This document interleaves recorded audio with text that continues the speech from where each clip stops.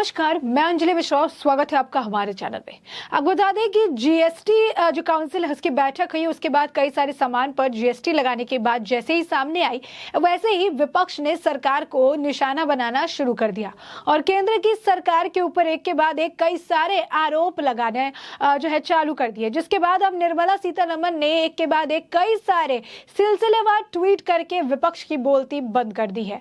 तो ऐसे में ये पूरा मामला क्या है, क्या विपक्ष ने कहा था और अब निर्मला सीतारमण जी ने इनसे किस तरीके से इस पर अपना जवाब दिया है, इसके बारे में आइए जरा विस्तार से बात कर लेते हैं। बता दें कि कांग्रेस के पूर्व अध्यक्ष राहुल गांधी ने कई खाद्य वस्तुओं को मोल और सेवा कर यानी जीएसटी के दायरे में लाए जाने को लेकर केंद्र सरकार पर वसूली सरकार होने का आरोप लगाया और ये कहा कि प्रधानमंत्री नरेंद्र मोदी को महंगाई के मुद्दे पर जनता के समक्ष जवाब देना ही पड़ेगा। उन्होंने एक फेसबुक पोस्ट में लिखा कि अब की बार वसूली सरकार, अब से दूध, दही, मक्खन, चावल, दाल, ब्रेड जैसे पैकेट्स उत्पादनों पर जनता के 5% जीएसटी वसूला जाएगा। राहुल गांधी ने कहा कि रोजमर्रा की खाने पीने की चीजें महंगी हो गई है। गैस सिलेंडर 1053 रुपए का हो चुका है, लेकिन सरकार कहती है सब चंगा सी। मतलब ये महंगाई जनता की समस्या है, सरकार की नहीं। उन्होंने प्रधानमंत्री नरेंद्र मोदी पर निशाना साधते हुए दावा किया कि जब मोदी विपक्ष में थे तब उन्होंने महंगाई को सबसे बड़ा मुद्दा बनाया था, लेकिन आज उन्होंने जनता के समस्याओं के गहरे दलदल में धकेल दिया है जिसमें लोग रोज धंसते जा रहे हैं। उनकी इस बेबसी पर प्रधानमंत्री मौन हैं, खुश हैं और झूठ पर झूठ बोल रहे हैं। वहीं आपको बता दें कि राजदीप सरदेसाई ने भी, वरिष्ठ पत्रकार हैं, जो है साथ देते नजर आए। उन्होंने कहा कि आपको संसद में ड्रेक ओब्रायन में मूल्य वृद्धि करने का पूरा अधिकार है। वास्तव में आपको चाहिए भी, लेकिन मुझे अभी भी पूछना चाहिए कि जीएसटी परिषद की बैठक के दौरान जब कर वृद्धि की गई तब कोई विरोध प्रदर्शन क्यों नहीं हुआ? जीएसटी के फैसले आम सहमति से करने थे या नहीं? ये रिएक्शन उनके एक ट्वीट पर हुआ था जिसमें जो है उन्होंने लिखा था कि कृपया किसी अनुशंसा निकाय जैसे जीएसटी परिषद की बैठक की तुलना संसद के पटल से ना करें।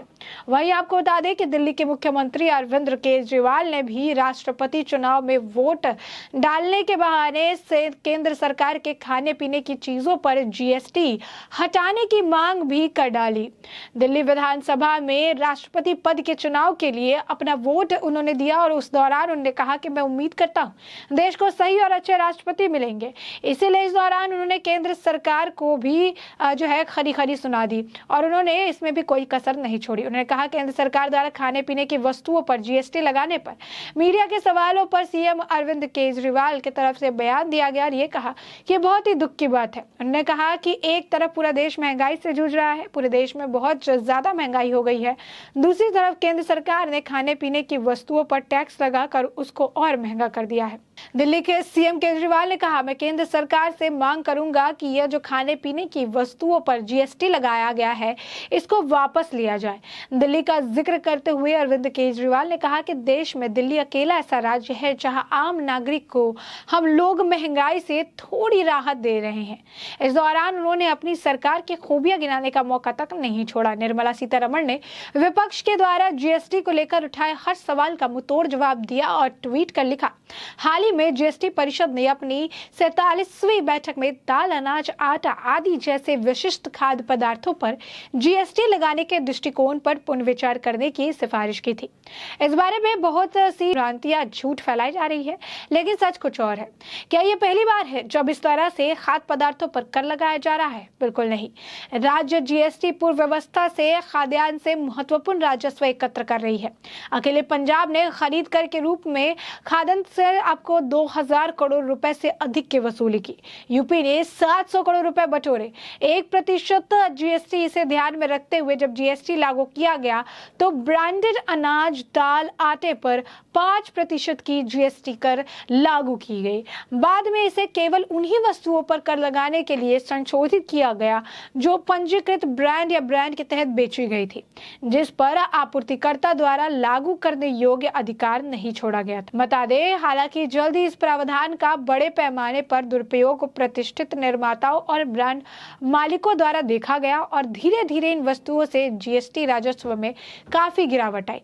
इसका उन आपूर्तिकर्ताओं और उद्योग संघों द्वारा विरोध किया गया जो ब्रांडेड सामानों पर कर का भुगतान कर रहे थे। उन्होंने इस तरह के दुरुपयोग को रोकने के लिए सभी पैकेट वस्तुओं पर समान रूप से जीएसटी लगाने के लिए सरकार को लिखा। कर में इस बड़े पैमाने पर चोरी को राज्यों द्वारा भी देखा गया था।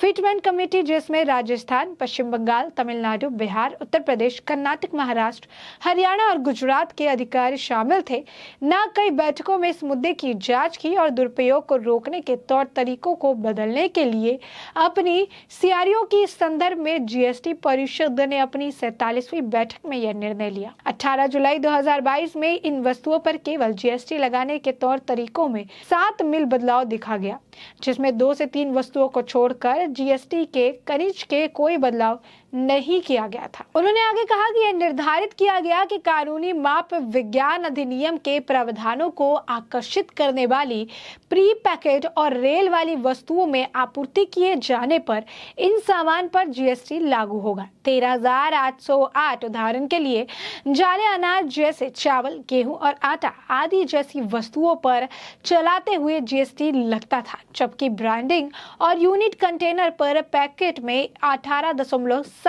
2022 से इन वस्तुओं की प्रति जीएसटी लगेगा। यह भी ध्यान दिया जाना चाहिए कि सूची में कई सारे आइटम्स हैं जो कि ढीले बेचे जाते हैं, यानी खुले में बेचे जाते हैं और पहले से पैक या पूर्व लेवल नहीं होते हैं, तो उन पर कोई जीएसटी नहीं लगेगा। यानी साफ तौर पर अगर आप किसी ब्रांड का, अगर मान लीजिए अगर आप किसी ब्रांड का आटा खरीदते हैं या चावल खरीदते हैं, कई सारे ब्रांड अवेलेबल है, जैसे आशीर्वाद है, कई सारे ब्रांड अवेलेबल है, तो यहाँ पर आपको जीएसटी देना पड़ेगा। लेकिन वही अगर आप खुला आटा या खुला चावल खरीद रहे हैं केजी के हिसाब से, तो वहां आपको जीएसटी नहीं लगेगा। यानी खुले आइटम पर कोई जीएसटी नहीं है, लेकिन ब्रांड लगा हुआ, लेबल लगा हुआ जो आइटम है उस पर जीएसटी देना पड़ेगा। उनका जीएसटी परिषद द्वारा एक सर्वसम्मत निर्णय था। सबने इस पर अपनी बात जाहिर की थी। 28 जून 2022 को चंडीगढ़ में आयोजित 47वीं बैठक में दर युक्तिकरण पर मंत्रियों के समूह द्वारा इस मुद्दे को प्रस्तुत किए जाने पर जीएसटी परिषद के सभी राज्य मौजूद थे। गैर भाजपा राज्य पंजाब, छत्तीसगढ़, राजस्थान, तमिलनाडु, पश्चिम बंगाल, आंध्र प्रदेश, तेलंगाना, केरल सहित सभी राज्य इस निर्णय से सहमत थे। जीएसटी परिषद का यह फैसला एक बार फिर आम सहमति से हुआ।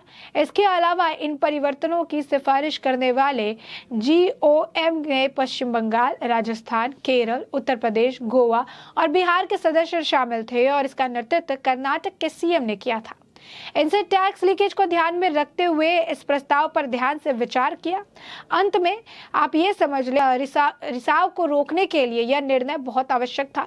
अधिकारियों, मंत्रियों के समूह सहित विभिन्न स्तरों पर इस पर विचार किया गया और अतः सभी सदस्यों की पूर्ण सहमति और के साथ जीएसटी परिषद द्वारा इसकी सिफारिश की गई, जिसके बाद इसे लागू कर दिया गया। तो साफ तौर पर आप देख सकते हैं कि विपक्षी दल लगातार जीएसटी का मुद्दा बनाकर वो सरकार पर निशाना साधते नजर आए। यानी साफ तौर पर आंकड़ा अगर आप समझिएगा कि 100% अगर 100% का अगर पकड़िए जीएसटी है तो उसमें 50% केंद्र को जाता है, 50% राज्य को जाता है।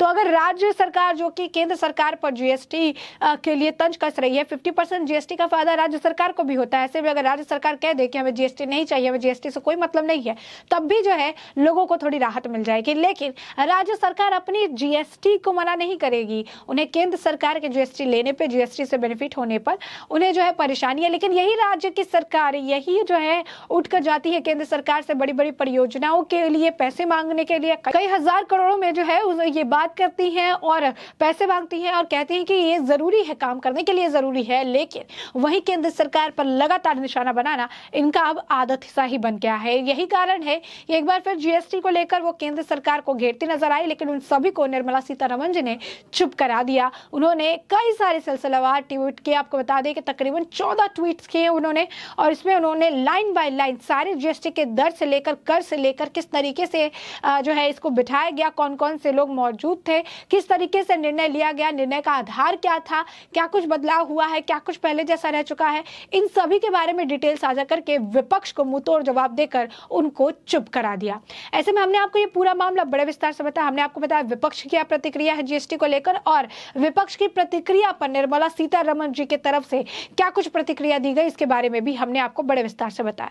तो आपने ये पूरा मामला बड़े विस्तार से जान और समझ लिया है, तो इस पूरे मुद्दे पर आपकी भी जो राय हो कमेंट सेक्शन में कमेंट करके जरूर साझा करें।